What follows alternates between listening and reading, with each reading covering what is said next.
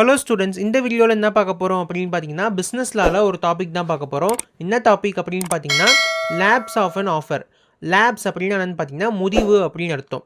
ஒரு ஆஃபர் எப்போ எண்ட் ஆகும் அப்படின்றது தான் இந்த கொஷினில் பார்க்க போகிறோம்.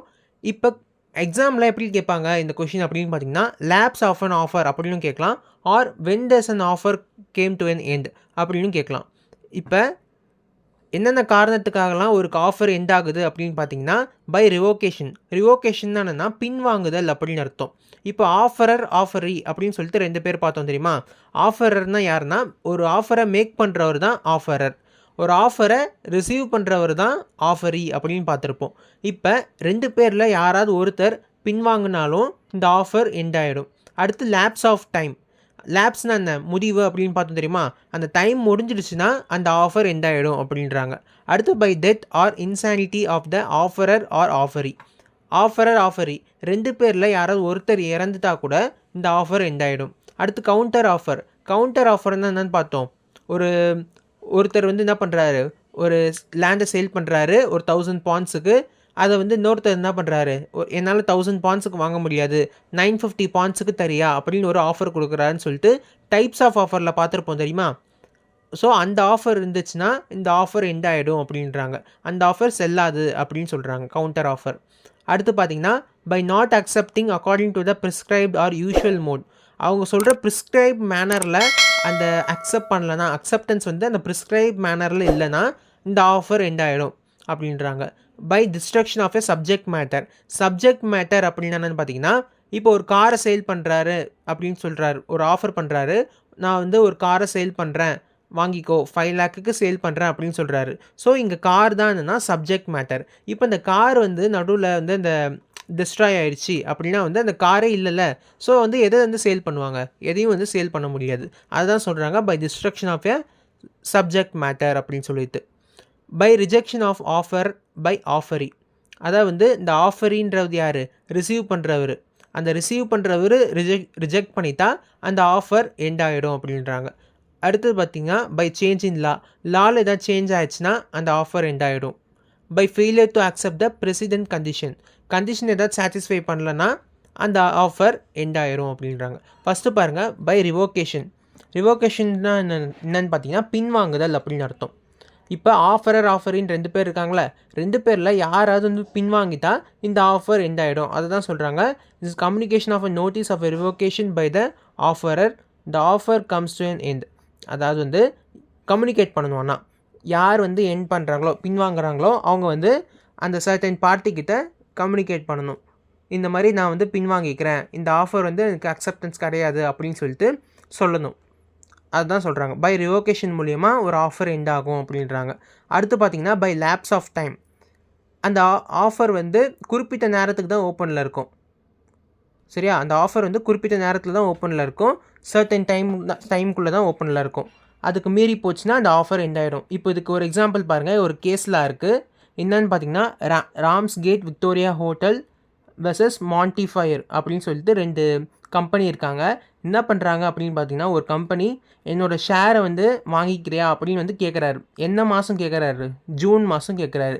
ஆனால் இந்த இன்னொரு கம்பெனி என்ன பண்ணுறாங்கன்னா அவங்களோட அக்செப்டன்ஸை எப்போ தெரிவிக்கிறாங்க அப்படின்னு பார்த்தீங்கன்னா நவம்பர் மாதம் தான் தெரிவிக்கிறாங்க. ஜூன் மாதம் பண்ண ஆஃபரை நவம்பர் மாதம் தான் அக்செப்ட் பண்ணுறாங்க. இது ஒரு வேலிடாக கிடையாது. ஸோ என்ன ஆகுது அப்படின்னு பார்த்தீங்கன்னா, நீங்கள் ரீசனபிள் டைமுக்குள்ளே நீங்கள் அக்செப்டன்ஸ் கொடுக்கல. ஸோ இந்த ஆஃபரை நான் ஹெண்ட் பண்ணிக்கிறேன் அப்படின்னு சொல்கிறாங்க. இதான் என்னென்னா பை லேப்ஸ் ஆஃப் டைம் முடிஞ்சிருச்சு அப்படின்னு சொல்கிறாங்க. ஸோ இந்த ஆஃபர் எண்ட் ஆயிடுச்சு. அடுத்து பார்த்தீங்கன்னா by death or insanity of the offeror offeror.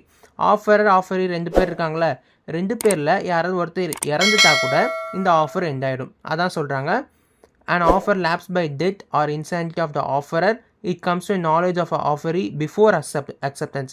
அதாவது அந்த ஆஃபரி 2 பேர் இருக்காங்களே, இந்த ஆஃபரி அக்செப்ட் பண்ணுறதுக்கு முன்னாடி வரைக்கும் டைம் இருக்குது. முன்னாடி பிஃபோர் அக்செப்ட் பண்ணுற முன்னாடிக்குள்ளே அவர் இறந்துட்டா இந்த ஆஃபர் முடிஞ்சிடும்.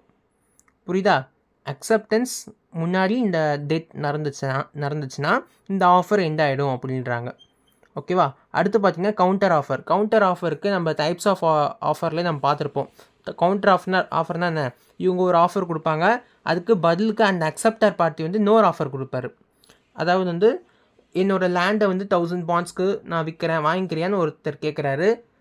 ஏபி அப்படின்னு சொல்லிட்டு 2 பேர் இருக்காங்க. ஒருத்தர் ஏ வந்து கேட்குறாரு பி கிட்ட, இந்த மாதிரி என்னோடய லேண்டை வந்து 1000 பாண்ட்ஸ்க்கு நீ 100 பாண்ட்ஸ்க்கு நான் விற்கிறேன், நீ வாங்கிக்கிறியா அப்படின்னு கேட்குறாரு. பி வந்து அதுக்கு என்ன சொல்கிறாரு அப்படின்னு பார்த்தீங்கன்னா, என்னால் 1000 பாண்ட்ஸ் 100 பாண்ட்ஸ்க்கு வாங்க முடியாது, ஸோ 90 பாண்ட்ஸ்க்கு நான் வாங்கிக்கிறேன் அப்படின்னு சொல்கிறாரு.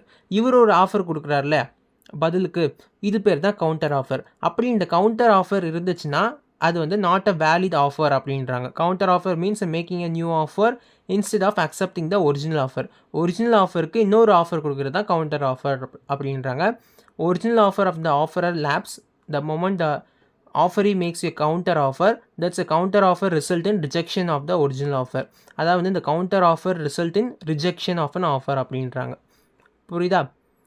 அடுத்தது பார்த்தீங்கன்னா by not accepting the according to the prescribed or usual mode. அதாவது வந்து அவங்க சொன்ன ப்ரிஸ்கிரைப்ட் மேனரில் அந்த அக்செப்டன்ஸ் பண்ணியிருக்கணும். அப்படி இல்லைன்னா ஒரு ஆஃபர் எண்ட் ஆகிடும் அப்படின்றாங்க. இப்போ ஒரு எக்ஸாம்பிள் பாருங்கள். மிஸ்டர் எக்ஸ் மிஸ்டர் ஒய் 2 பேர் இருக்காங்க. மிஸ்டர் எஸ் வந்து என்ன பண்ணுறாருன்னா ஒரு ஆஃபர் பண்ணுறாரு, என்னோடய காரை வந்து உங்களுக்கு 3 lakhக்கு சேல் பண்ணுறேன் அப்படின்னு சொல்லிட்டு. ஸோ இது வந்து என்ன பண்ணுறாருன்னா, இந்த கம்யூனிகேஷன் அக்செப்டட் த்ரூ மெயில், உன்னோட கம்யூனிகேஷனை நீ அக்செப்டன்ஸ் பண்ணுற கம்யூனிகேஷனில் மெயில் அனுப்பு அப்படின்னு சொல்கிறாரு மிஸ்டர் எக்ஸு. ஆனால் மிஸ்டர் ஒய் என்ன பண்ணுறாருன்னா அக்செப்டன்ஸை ஒரு லெட்டர் மூலியமாக கொடுக்குறாரு. ஸோ வந்து என்ன பண்ணுறாரு, இந்த எக்ஸு ரிஜெக்ட் பண்ணிடுறாரு இந்த அக்செப்டன்ஸை. நான் மெயில் மூலியமாக தானே அனுப்ப சொன்னேன், நீ ஏன் லெட்டர் அனுப்புன அப்படின்னு சொல்லிட்டு ரிஜெக்ட் பண்ணிட்டாரு. அந்த அக்செப்டன்ஸ் வந்து கரெக்டாக ப்ரிஸ்கிரைப் மேனரில் அப்படி இருக்கணும் அப்படின்றாங்க. புரியுதா? அடுத்த பாயிண்ட் என்னன்னா by destruction of a subject matter. Subject matter அப்படின்னான்னு பார்த்தீங்கன்னா, ஒரு பொருளை விற்கிறோம்ல, அந்த பொருள் தான் என்னென்னா சப்ஜெக்ட் மேட்டர் அப்படின்றாங்க. அந்த பொருள் வந்து டிஸ்ட்ராய் ஆயிடுச்சுன்னா அந்த ஆஃபர் எண்ட் ஆகிடும் அப்படின்றாங்க. இதுக்கு ஒரு எக்ஸாம்பிள் பாருங்கள். Mister X offer to sell is house to Y for 1 crore. 1 கோடிக்கு நான் வந்து உனக்கு வந்து என்னோடய ஹவுஸை வந்து சேல் பண்ணுறேன் அப்படின்னு சொல்கிறாரு மிஸ்டர் எக்ஸு. இப்போ பார்த்தீங்கன்னா before the offer is accepted, இவர் வந்து மிஸ்டர் ஒய் வந்து இன்னும் அக்செப்ட் பண்ணல ஆஃபரை. அதுக்கு முன்னாடி வந்து இந்த ஹவுஸ் வந்து டெஸ்ட்ராய் ஆயிடுச்சு, நெருப்பு மூலியமாக ஃபுல்லாக டெஸ்ட்ராய் ஆயிடுச்சு. Due to the destruction of a subject matter X offer has to comes to end. So வந்து இந்த எக்ஸோட ஆஃபர் வந்து எண்ட் ஆயிடுச்சு. ஏன்னா வந்து சப்ஜெக்ட் மேட்டரே இல்லை. சப்ஜெக்ட் மேட்டர்ன்றது என்னது, ஹவுஸே இல்லை.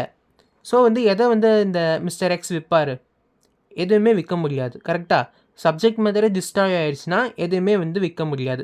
ஸோ வந்து இந்த ஆஃபர் எண்ட் ஆயிடுது. அடுத்து பார்த்தீங்கன்னா by rejection of offer by offeree. Offeree rejection கொடுத்துட்டா, அதாவது வந்து பார்த்தீங்கன்னா ஒருத்தர் ஆஃபர் பண்ணுறாரு இல்லையா, அதை இன்னொருத்தர் அக்செப்ட் பண்ணலாம் ஆர் ரிஜெக்டும் பண்ணலாம். ஸோ அந்த ஆஃபரை வந்து ரிஜெக்ட் பண்ணிட்டா இந்த ஆஃபர் எண்ட் ஆகிடும். ஓகேவா? புரிஞ்சுதா இந்த பாயிண்ட்டு? அடுத்து பாருங்கள் பை சேஞ்ச் இன் லாவில் ஏதாவது சேஞ்ச் ஆகுது அப்படின்னு பார்த்தீங்கன்னா இந்த ஆஃபர் எண்ட் ஆகிடும். இப்போ இதுக்கு நம்ம ஒரு எக்ஸாம்பிளே பார்த்துருப்போம்.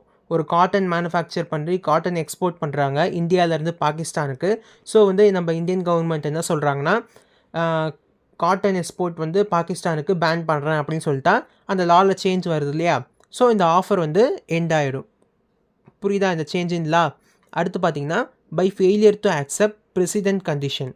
அதாவது நான் பார்த்தீங்கன்னா அவங்க சொல்கிற கண்டிஷனை சாட்டிஸ்ஃபை பண்ணியிருந்தோம். இந்த எக்ஸாம்பிளை பாருங்கள். Mister X offer to sell scooter to mister Y for 60,000.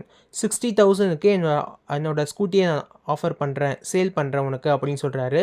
ஆனால் நீ என்ன பண்ணணும், அட்வான்ஸ் வந்து நீ முன்னாடியே பே பண்ணிடணும். அந்த 60,000க்கு ஒரு 30,000 அட்வான்ஸாக பே பண்ணு அப்படின்னு வந்து சொல்கிறாரு மிஸ்டர் எக்ஸ் ஒய் கிட்ட. ஸோ இந்த ஒய் என்ன பண்ணுறாருன்னா, என்னால் அட்வான்ஸ் பே பண்ண முடியாது அப்படின்னு சொல்லிட்டா ஸோ இந்த ஆஃபர் எண்ட் ஆகிடும். புரியுதா? அதாவது என்ன சொல்கிறாங்கன்னா, அதை தான் சொல்கிறாங்க by failure to accept precedent condition. முன்னாடி போடுற கண்டிஷனை சாட்டிஸ்ஃபை பண்ணணும் அப்படின்றாங்க. முன்னாடி என்ன கண்டிஷன் போடுறாரு, அட்வான்ஸாக நீ 30,000 பே பண்ணணும்னு சொல்கிறாரு இல்லையா, அதான் முன்னாடி போடுற கண்டிஷன். அதை இவர் சாட்டிஸ்ஃபை பண்ணலன்னா இந்த ஆஃபர் வந்து எண்ட் ஆகிடும் அப்படின்றாங்க. இதெல்லாம் தான் வந்து ஒரு ஆஃபர் எண்ட் ஆகிறதுக்கான காரணங்கள். புரிஞ்சிச்சா? கொஷினில் லேப்ஸ் ஆஃப் அன் ஆஃபர் அப்படின்னு கேட்கலாம், when does an offer come to an end அப்படின்னு கேட்கலாம். எப்படி கேட்டாலும் இந்த கொஷின் தான் எழுதணும். ஓகே ஸ்டூடெண்ட்ஸ், இந்த வீடியோவில் இந்த கொஷின் எல்லாம் புரிஞ்சிருக்கும்னு நினைக்கிறேன். நெக்ஸ்ட் வீடியோவில் அடுத்த டாபிக் பார்க்கலாம். ஓகே ஸ்டூடெண்ட்ஸ், இந்த வீடியோ உங்களுக்கு பிடிச்சிருந்தால் லைக் பண்ணுங்கள், ஷேர் பண்ணுங்கள். அண்ட் மறக்காமல் நம்ம ஆர்ட்ஸ் இன்ஃபோ தமிழ் 3 சேனலை சப்ஸ்கிரைப் பண்ணுங்கள். தேங்க்யூ ஃபார் வாட்சிங்.